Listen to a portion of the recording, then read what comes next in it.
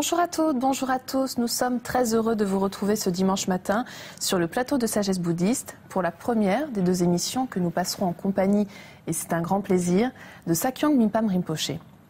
S'il est le détenteur de la lignée de Shambhala, dirige des centres de méditation et de retraite du même nom, il est aussi le fils d'un grand maître tibétain, Chogyam Trungpa, qui a joué un rôle primordial dans l'implantation du bouddhisme en Occident.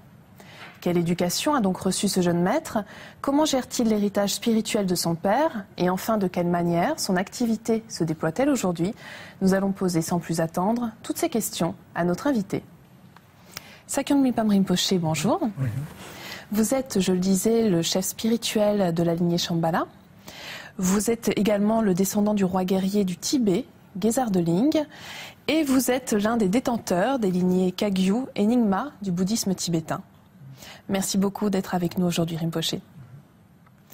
Mais avant de mieux faire connaissance avec notre invité, je vous propose de revenir plus en détail sur son parcours.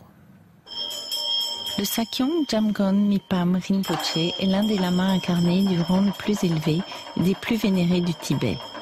Il est unique en ce qu'il est une passerelle entre 2 mondes, l'Asie et l'Occident, puisqu'il a été élevé dans ces 2 cultures. Fils aîné et héritier spirituel du Vidyadhara Chogyam Trungpa Rinpoché, il est l'incarnation de Mipham le Grand, qui est vénéré au Tibet en tant qu'émanation de Manjushri, le bodhisattva de la sagesse. Parce qu'il est membre de la famille Mukpo, le Sakyong Mipham Rinpoché descend du roi guerrier Gesar de Ling. Le Sakyong Mipham Rinpoché est né en 1962 à Bodh Gaya en Inde. Après avoir reçu une éducation bouddhiste pendant sa jeunesse, il a rejoint son père en Occident où il a continué ses études de la philosophie et des rites bouddhistes. Parmi ses maîtres figure sa sainteté Dilgo Khyentse Rinpoché qui fut également maître de sa sainteté le Dalai Lama ainsi que sa sainteté Penor Rinpoché.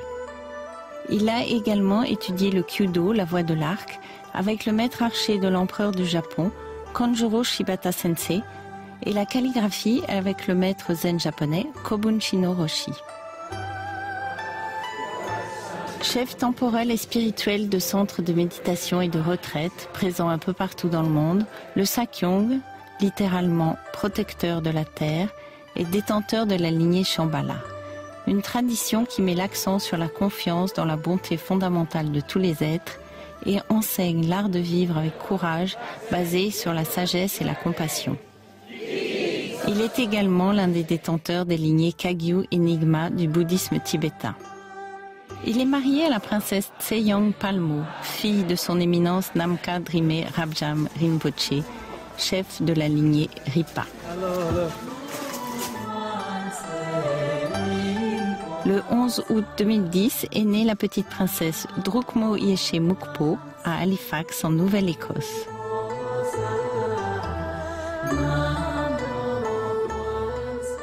Rinpoché, on vient de le voir dans ce petit sujet. Vous avez donc reçu une éducation à la fois orientale et occidentale.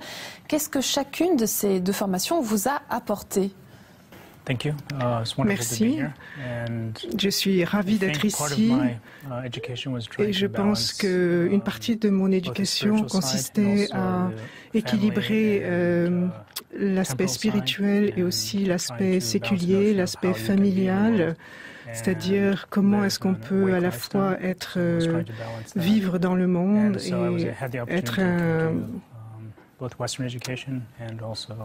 avoir une éducation spirituelle. Alors j'aimerais que l'on revienne un instant sur ce mot de Sakyong, qui est le titre en fait que vous portez. Que signifie ce terme, Rinpoché? C'est un titre assez inhabituel qui combine à la fois l'héritage spirituel et aussi la responsabilité de vivre dans le monde. Donc j'ai reçu une éducation monastique et en même temps je viens d'une lignée familiale qui consiste à appliquer les enseignements dans la vie de tous les jours.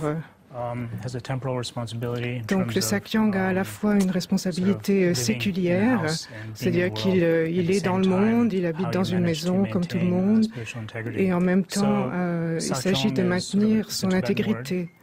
Sakyong est un mot tibétain Et je pense que ça a des équivalences dans différentes sociétés. Alors, effectivement, vous avez été préparé dès votre plus jeune âge à ce rôle de souverain, de Sakyong, notamment à travers des disciplines comme les arts martiaux, la calligraphie, comme on l'a vu dans le reportage. Est-ce que l'on peut revenir un instant sur cette formation bien particulière, Rinpoche? Je pense une partie de mon éducation consiste à développer nos sens, à développer une appréciation, à développer le côté artistique et à développer le corps et l'esprit en harmonie, en synchronie. Donc il y a un côté où on enseigne la méditation, quelque chose qui est très profond, mais il faut aussi développer la force, la clarté. Et ça s'applique à de nombreux arts. Donc j'ai appris la calligraphie, j'ai fait beaucoup de choses physiques. J'aime beaucoup tout ce qui est physique, sport, etc. Donc c'était vraiment un bon équilibre. Et un de vos maîtres était Dilgo Khyentse Rinpoche. Alors quel souvenir est-ce que vous gardez de lui? Qu'est-ce qu'il vous a transmis principalement? Et il était très grand et extrêmement aimant. Il était très proche de moi, très proche de mon père. Et c'était comme un grand-père. Et mon souvenir le plus important, c'est quand mon père est mort et Dilgo Rinpoche m'a vraiment aidé à poursuivre mon éducation et il a continué à m'enseigner et il était vraiment présent quand mon père est mort. Alors on vous présente comme l'incarnation de Mipam le Grand, également comme une émanation de Manjushri. Est-ce que vous pouvez nous rappeler de qui il s'agit, Rinpoche? Mipam Rinpoche était extrêmement reconnu au Tibet, à la fois dans les traditions Kagyu et Nyingma. C'était un écrivain très célèbre qu'on appelait un Ma Pandita. Il a écrit et étudié les tantras, la philosophie de façon extensive. Et une de ses contributions les plus importantes a été de clarifier la vue de la méditation et beaucoup de collèges monastiques aujourd'hui étudient ce qu'il a écrit. Il était extrêmement brillant et il était donc considéré comme une émanation du Bouddha, de la sagesse qu'on appelle Manjushri. Par exemple, parfois Manjushri tient une épée qui est l'épée de l'intelligence. Donc c'était vraiment une figure très très importante à son époque. Vous êtes également le fils d'un très grand maître tibétain, Chögyam Drongpa, qui a joué un rôle très important en Occident. Est-ce que finalement son héritage spirituel n'a pas été trop dur à porter pour vous? Comment est-ce que vous l'avez reçu?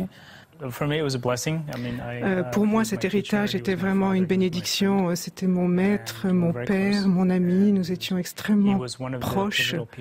Et c'était quelqu'un d'extrêmement important qui a joué un rôle très important pour amener le bouddhisme dans l'Ouest.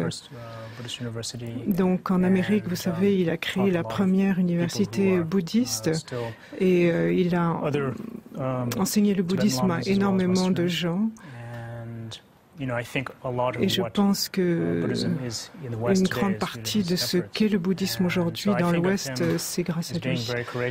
Donc je crois que c'était quelqu'un d'extrêmement brave, courageux, audacieux et en même temps très bienveillant et plein d'amour.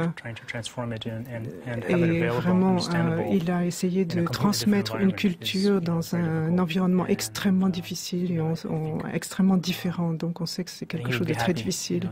Et je crois qu'il serait très heureux de savoir que tout ça continue. Et à un niveau plus personnel, quel est le souvenir le plus fort que vous gardez de lui? Je pense que j'ai des souvenirs d'une certaine façon très ordinaires. Il m'enseignait les choses de façon très simple, très ordinaire. Il était vraiment très chaleureux, très humain. Et nous avions des discussions chaque jour sur toutes sortes de sujets. Et il portait une attention très grande à tous les détails. Il avait une appréciation pour la vie, pour simplement le fait d'être vivant.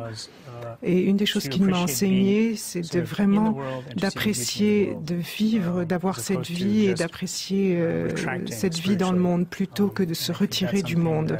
Et je pense que c'est quelque chose qu'il a vraiment fait lui-même. C'était important pour lui. Et il pensait que c'était important pour la continuité de la tradition spirituelle. Alors vous-même, vous tentez de proposer cette fusion d'enseignements à la fois occidentaux et orientaux. Sur quel point vous souhaitez insister, Rinpoché? Qu'est-ce qui vous semble le plus important à continuer à transmettre? Je pense que la chose vraiment la plus importante, c'est de comment nous nous sentons, nous, être humains, envers nous-mêmes. Donc nous enseignons la bonté fondamentale.